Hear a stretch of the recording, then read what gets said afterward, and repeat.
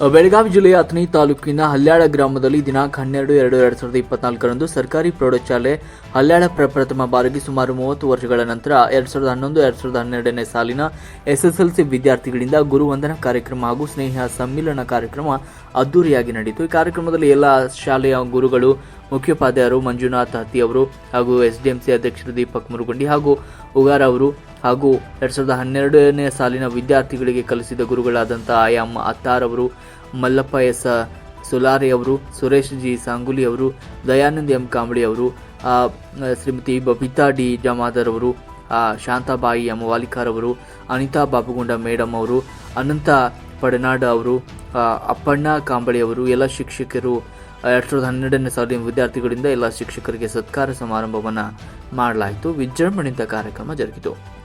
ವರದಿ ಭೀಮುದಳವಾಯಿ, ಮಹಾಯುಧ ನ್ಯೂಸ್ ಅಥಣಿ.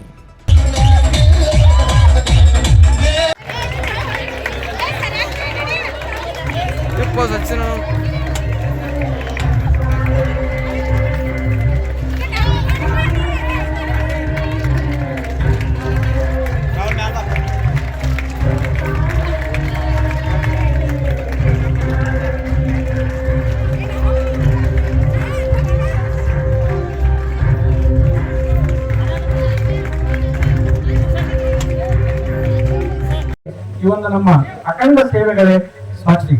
ನಾನು 13 ತಿಂಗಳ ಕಾಲ ಇಲ್ಲಿ ಮುಖ್ಯೋಪಾಧ್ಯಾಯನಾಗಿ ಕೆಲಸ ಮಾಡುವಾಗ ನನ್ನೆಲ್ಲ ಈ ಬಳಗ ಇತ್ತು. ಇವರೆಲ್ಲ ಬಹಳಷ್ಟು ಚೆನ್ನಾಗಿ ಕೆಲಸ ಮಾಡಿ ನನ್ನ ಒಂದು ಮುಖ್ಯೋಪಾಧ್ಯಾಯ ವೃತ್ತಿಯನ್ನ, ಪ್ರಭಾರಿ ಮುಖ್ಯೋಪಾಧ್ಯಾಯ ವೃತ್ತಿಯನ್ನು ಬಹಳಷ್ಟು ಚೆನ್ನಾಗಿ ನಿಭಾಯಿಸಲಿಕ್ಕೆ ಅವರೆಲ್ಲ ಕಾರಣೀಭೂತರಾಗಿದ್ದಾರೆ.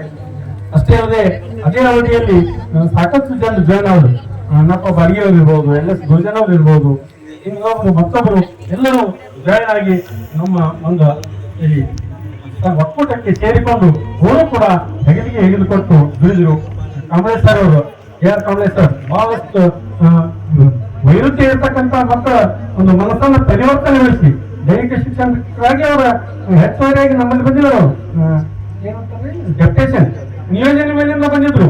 ಅವರ ತಮ್ಮದೇ ಶಾಲೆ ಅನ್ನುವಂತ ಒಂದು ಮನಸ್ಸನ್ನು ಇಟ್ಕೊಂಡು ದುಡಿದು ಸುರೇಶ್ ಬಾಗಿ ಈ ಎಲ್ಲ ಕೆಲವು ಹುಡುಗರು ಬಹಳಷ್ಟು ಅವ್ರನ್ನ ಹಚ್ಕೊಂಡು ಅವರು ಮತ್ತೆ ನಿಯೋಜನೆ ಕ್ಯಾನ್ಸಲ್ ಆಗಿ ಹೋಗುವಾಗ ನಾವು ಹೋರಾಟ ಮಾಡ್ತೀವ್ರಿ, ಅವ್ರು ಇಲ್ಲೇ ಬೇಕು ಅಂತ ಹೇಳಿ ಬಹಳ ಅವರು ಹಠ ಪಟ್ಟಿದ್ರು. ಇಲ್ಲ, ಸರ್ಕಾರದ ಒಂದು ನಿಯಮ ಇರ್ತಾವ, ಯಾವ ರೀತಿ ಸರ್ಕಾರ ಆದೇಶ ಮಾಡ್ತಾರೋ ಆ ರೀತಿ ನಾವೆಲ್ಲ ಅದಕ್ಕೆ ಕಟಿಬದ್ಧರಾಗಿ ನಾವು ಹೋಗ್ಬೇಕಾಗ್ತದ ಅಂತ ಹೇಳಿದಾಗ ಅವರೆಲ್ಲ ಇವತ್ತು ಸಮಾಜದೊಳಗೆ ಒಳ್ಳೆಯ ವ್ಯಕ್ತಿಗಳಾಗಿ ಅವರು ಬದುಕಲಿಕ್ಕೆ ಕಾರಣೀಭೂತರಾದವರು ಅಂತಂದ್ರೆ ಕಾಂಗ್ರೆಸ್ ಅಂತ ಹೇಳಿಕ್ಕೆ ನಾವು ಬಹಳಷ್ಟು ಸಂತೋಷ ಅನಿಸ್ತು. ಮತ್ತೆ ಇವೆಲ್ಲ ಯಾವ ರೀತಿ ಇರ್ತಿದೆ ಅಂತಂದ್ರೆ ಬರಿದಾದ ಬಾಟ್ಲಿ ಇದ್ದು ನಾವು ಖಾಲಿ ಬಾಟ್ಲಿ ಮಕ್ಕಳನ್ನ ನೋಡಿ ಹಾಗೂ ನಮ್ಮ ಫ್ರೆಂಡ್ಸ್ನ ನೋಡಿ ಮತ್ತೆ ನಮ್ಮ ಗುರುಗಳನ್ನ ನೋಡಿ ಅಷ್ಟೇ ದುಃಖ ಕೂಡ ಆಗ್ತಿದೆ, ಖುಷಿನೂ ಕೂಡ ಆಗ್ತಿದೆ. ಖುಷಿ ಯಾಕಾಗ್ತಿದೆ ಅಂತಂದ್ರೆ ಇವಾಗ ಅವ್ರನ್ನ ಡೈರೆಕ್ಟ್ ಆಗಿ ನೋಡಕ್ಕೆ ಖುಷಿ ಆಗ್ತಿದ್ವಿ. ದುಃಖ ಯಾಕೆ ಆಗ್ತಿದೆ ಅಂದ್ರೆ ಇಷ್ಟು ಜನ ಅವ್ರನ್ನ ಕಳ್ಕೊಂಡಿದ್ವಲ್ಲ ಅಂತ ದುಃಖ ಆಗ್ತಿದೆ. ಖುಷಿ ವಿಚಾರ. ಇನ್ನೊಂದು, ಈ ಕಾರ್ಯಕ್ರಮವನ್ನ ನಡೆಸ್ಬೇಕಂತೇಳಿ ತುಂಬಾ ದಿನದಿಂದ ನಾವು ಅನ್ಕೊಂಡಿದ್ವಿ, ಬಟ್ ಆಗಿರ್ಲಿಲ್ಲ. ನಾನು ನಮ್ಮ ಫ್ರೆಂಡ್ಸ್ ಜೊತೆ ಮಾತಾಡಿದೆ ಸ್ವಲ್ಪ ದಿನದ ನಂತರ. ಎಲ್ಲರೂ ಕೂಡ ಸಪೋರ್ಟ್ ಮಾಡಿದ್ರು, ಮಾಡೋಣ ಅಂತ ಹೇಳಿದ್ರು. ಪ್ರತಿಯೊಬ್ರು ಕೂಡ ರೆಸ್ಪಾನ್ಸ್ ತುಂಬಾ ಚೆನ್ನಾಗಿ ಕೊಟ್ಟರು, ಮಾಡೋಣ ಅಂತ ಹೇಳ್ಬಿಟ್ಟು ಹೇಳಿದ್ರು. ಆಮೇಲೆ ನಾನು ಒಂದ್ಸಲಿ ಮುಖ್ಯವಾಗಿ ನಾನು ಮಂಜುನಾಥ್ ಹತ್ತಿ ಸರ್ ಅವ್ರಿಗೆ ತುಂಬಾ ಧನ್ಯವಾದಗಳನ್ನ ಹೇಳ್ತೀನಿ. ಯಾಕಂತ ಹೇಳಿದ್ರೆ ಒಂದು ಕಾರ್ಯಕ್ರಮವನ್ನ ನಡಿಬೇಕಂತಂದ್ರೆ ಅದಕ್ಕೆ ಬೆನ್ನೆಲುಬಾಗಿ ಒಬ್ಬರು ನಿಲ್ಲಲೇಬೇಕು. ಅವರು ನಮ್ಮ ಮಂಜುನಾಥ್ ಹತ್ತಿ ಸರ್ ಅಂತ ನಾನು ತುಂಬಾ ಹೃದಯಪೂರ್ವಕವಾಗಿ ಅವರಿಗೆ ಧನ್ಯವಾದಗಳನ್ನ ತಿಳಿಸ್ತಾ ಇದ್ದೀನಿ. ಹಾಗೆ ಇನ್ನೊಂದು ಸಚಿನ್ ಮೆಂಡಿಗೇರಿ ಹಾಗೂ ಸಿದ್ದು ಮಾದಾರ್ ಅವರು ಕೂಡ ನಮ್ಗೆ ತುಂಬಾ ಸಪೋರ್ಟ್ ಮಾಡಿದ್ರು.